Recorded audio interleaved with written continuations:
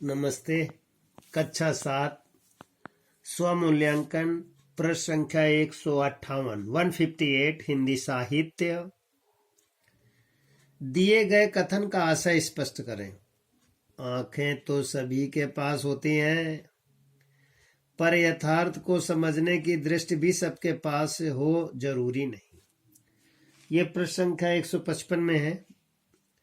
लेखक के अनुसार यह है कि आंखें तो सबके पास होती हैं, सब अपने अपने मतलब की चीज देखते हैं, परंतु यथार्थ, वास्तविकता और सत्यता समझने की दृष्टि उनके पास इसलिए नहीं होती क्योंकि ज्ञान की कमी होती है।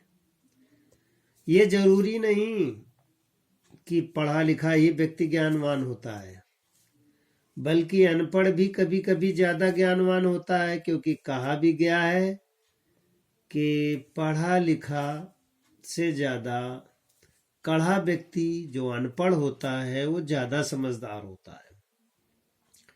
वो हर पहलू को सोच समझ के करता है, और पढ़ाई लिखाई तो एक किताबी ज्ञान है।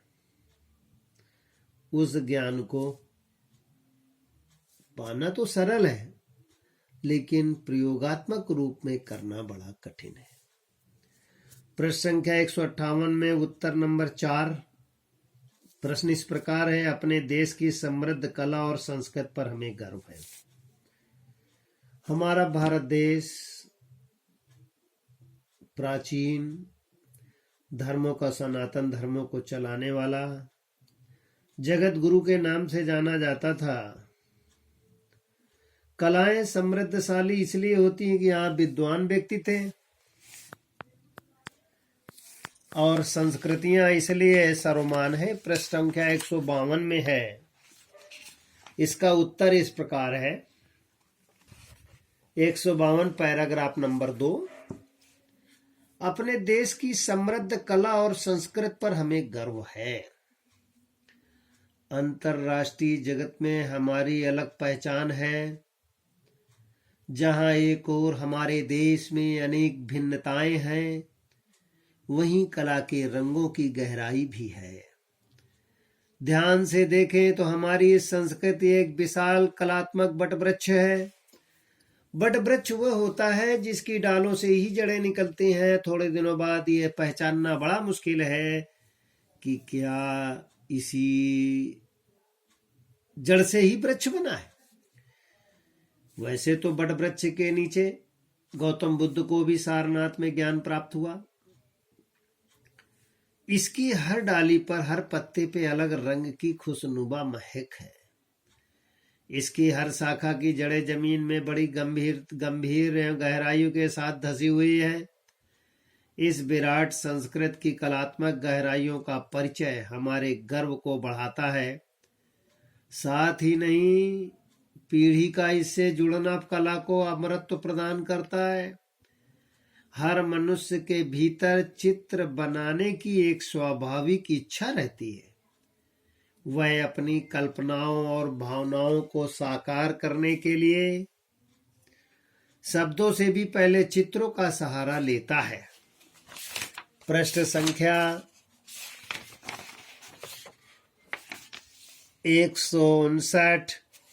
प्रश्न नंबर 5 इस प्रकार है।